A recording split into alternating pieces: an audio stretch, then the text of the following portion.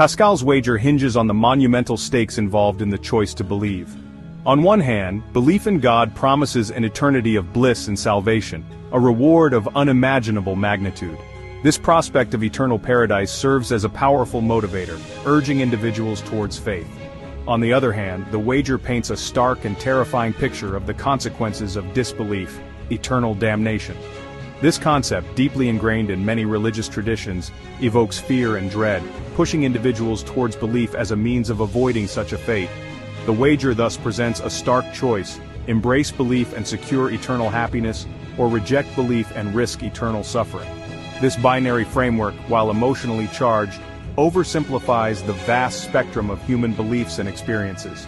It ignores the nuances of faith, the diversity of religious interpretations, and the possibility of alternative spiritual paths.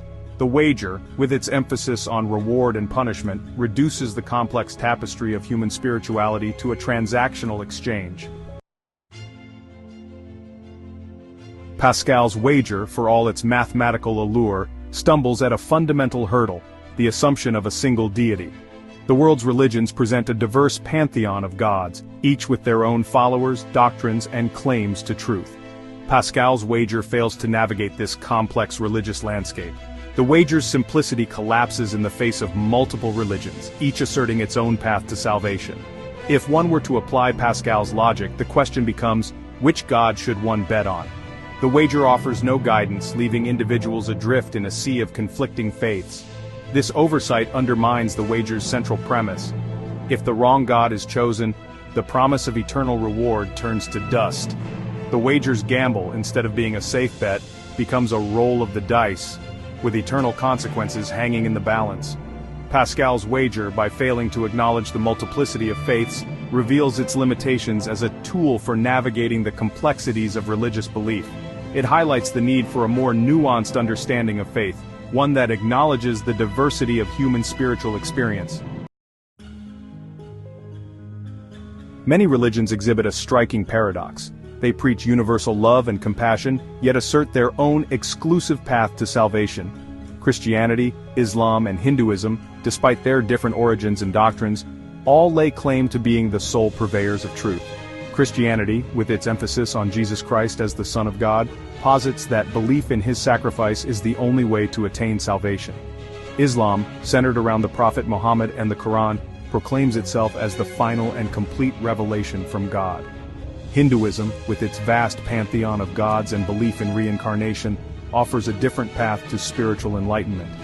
Each of these religions, while advocating for moral principles like love, compassion, and justice, simultaneously maintains its exclusivity. This creates a paradox. How can a religion preach universal love while condemning those who do not subscribe to its specific doctrines? This exclusivity often leads to an us versus them mentality, fostering division and conflict between different faith communities. It underscores the human tendency to cling to one's own beliefs, often at the expense of understanding and respecting the beliefs of others.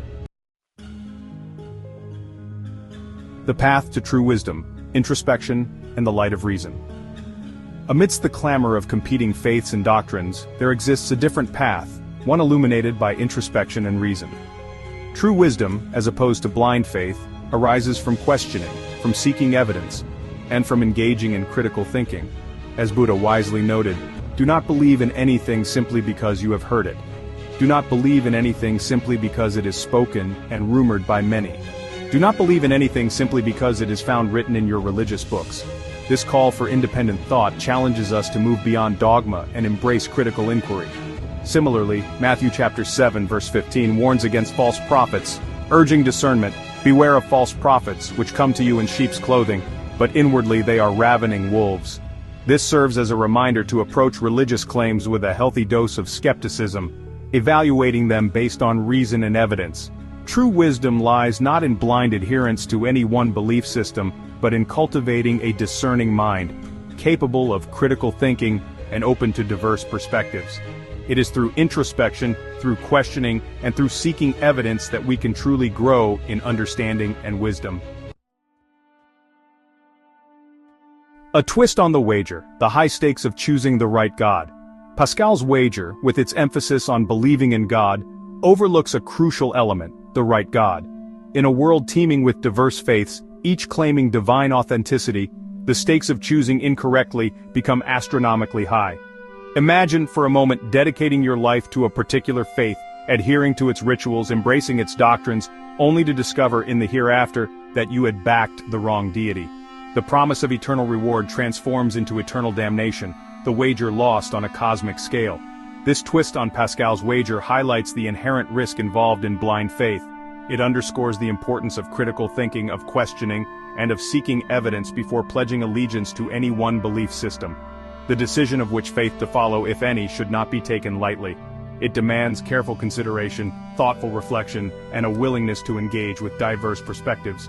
Blind faith, in the face of such high stakes, can have devastating consequences. An accident of birth. The statistical improbability of finding the true faith.